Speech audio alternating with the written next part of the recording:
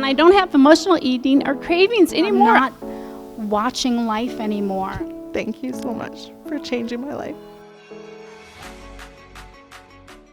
Today I want to tell you a story about starting before you're ready. This video will be for you if there's something that you've had kind of festering deep in your heart that you've been wanting to do and you haven't been allowing yourself to do it. So just last month, I celebrated my 9th year anniversary of starting my online business. I started it by accident on 11/11/11. And this is before I knew what 11/11 meant. I'm sure if you follow me, you know what that means. I used to work in the real estate industry, and in like 2008, the real estate industry crashed, and I realized that I didn't want to make money just for the sake of making money anymore. I wanted to do something with a purpose. And so I started taking all these classes about finding your purpose and, how to know what you should do with the rest of your life, or how to, do what you love.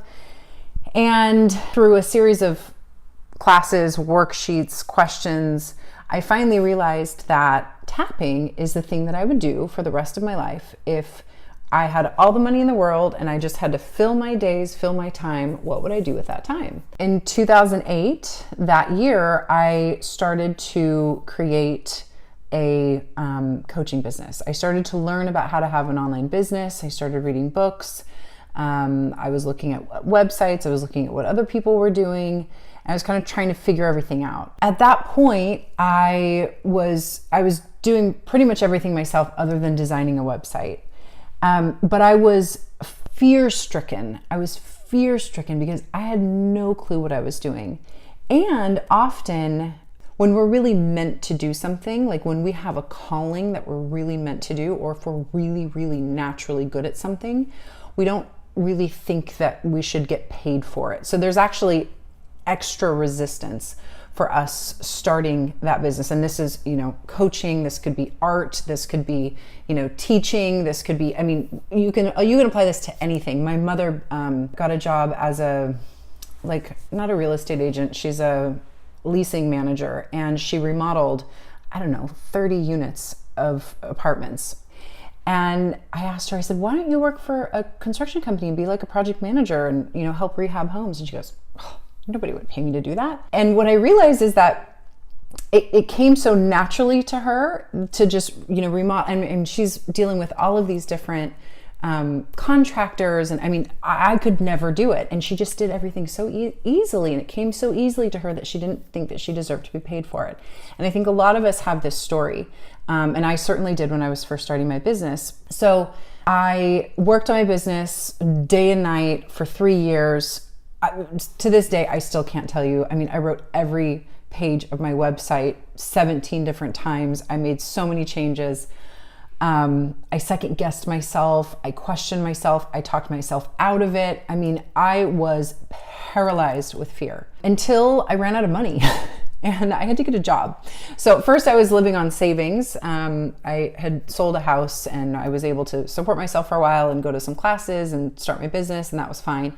But at the end, I was running out of money. I got a job just doing whatever I could. It was a silly job, but they were paying me enough for me to be able to get by in San Francisco, which is a very expensive city. And I didn't have to work that much. I figured I could work about part-time, get all the work done, and then the other part of the time I was working on my own business. So I did manifest the absolute perfect job to support myself and allow me to still continue my second passion, or my first passion, my second business. So long story short, I was at that job for about 6 months. I kept working on my business. I had a friend come into my life who was a great writer, and he was able to rewrite my bio that helped me get clarity on what my story was. It kind of gave me a voice. He had such a great personality, and it came through in his writing that I'd never seen anybody do that before, where they could take somebody else's voice and translate it onto paper. And so it was a good model for me, and it kind of kick-started me into the right direction, and I started to feel more confident. Anyway, I finally decided this one day. I got my flyer ready. I had a free class I was going to offer. I had the whole thing planned out. And At this point, I knew what an email list was. I knew that one was important. I didn't have one. So I just scraped together a list of all my friends and family that I could find. And I put it all together, I think in a Yahoo account or something like that. And I sent out a message with the flyer saying that I'm going to have this free class, and who wants to come. And within about 5 minutes, I get a message from my boss saying, Brittany, are you freaking kidding me? You just sent your new business, this flyer, to everyone in the company worldwide. So the job that was paying me money, somehow I'd gotten an email address that was like undisclosed recipients to everybody in the company. So everybody in the company gets my email about my business. My poor boss looks like an asshole because he hired me and told him that I was going to be a great employee. And needless to say, I got fired. But that day was 11/11/11. And so I did what any San Francisco girl does. She calls her best psychic friend who took me out for drinks because I was really depressed. I was really sad. I was really anxious. I had lost my only source of income. I wasn't making that much money. I didn't have that much money saved. And my psychic, he was this kind of guy who reads tarot cards, and he just goes, Brittany, you have no idea. This is one of the best things that could have ever happened to you. You have no idea the significance of this day. This business is going to be huge. You're going to be so successful. And you guys, literally, I didn't even know if anybody would come to my first free live call. Oh, actually, no, it wasn't free. It was, I charged for it, which if you're in the online world, you should never charge for something if people don't know who you are.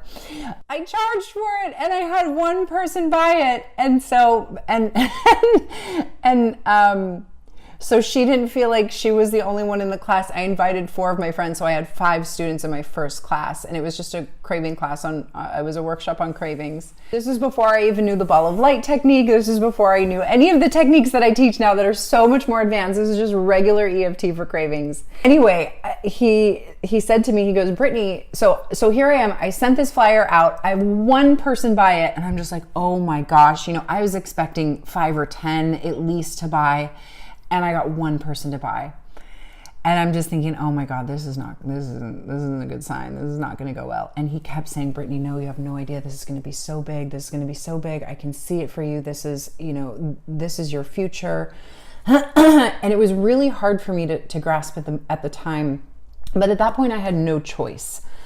Fast forward now, obviously I have helped thousands of women. I've touched probably millions of them through our advertising and our online marketing. We have hundreds of students that have gone through the advanced course and the coaching certification course.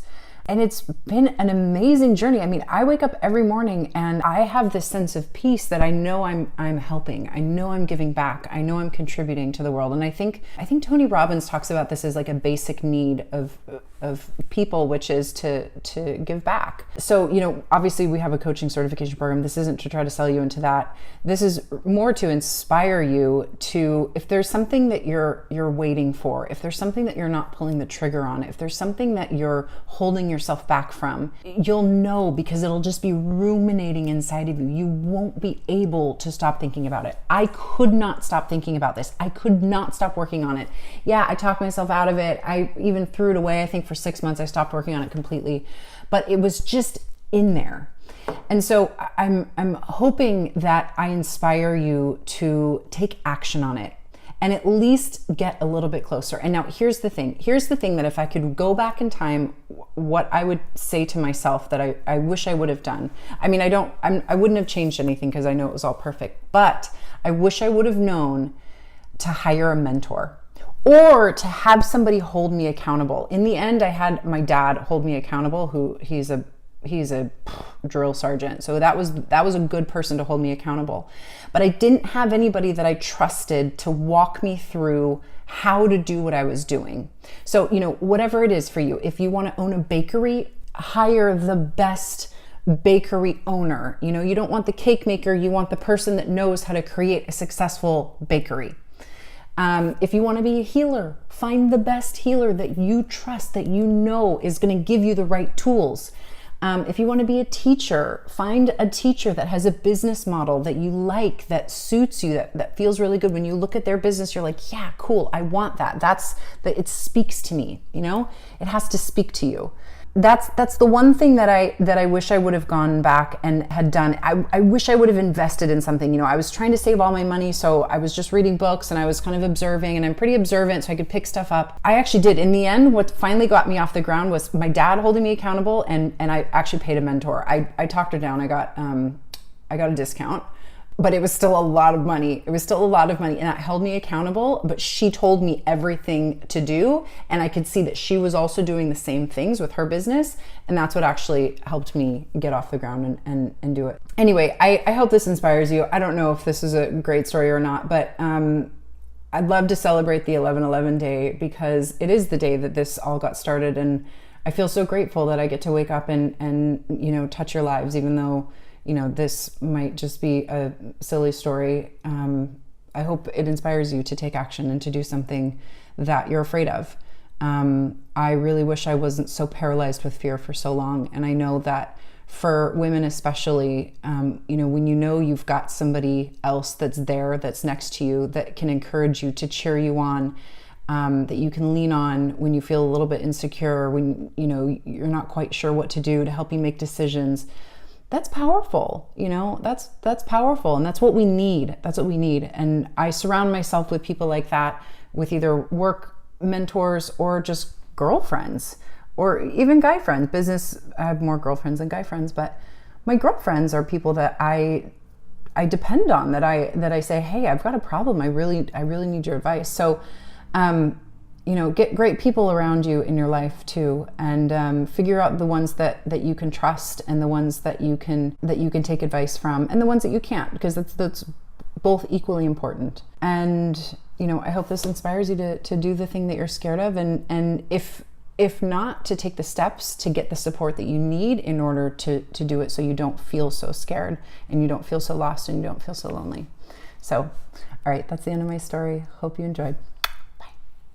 To watch this video again, just click the share button. That saves it to your wall, and then you'll always know where to find it.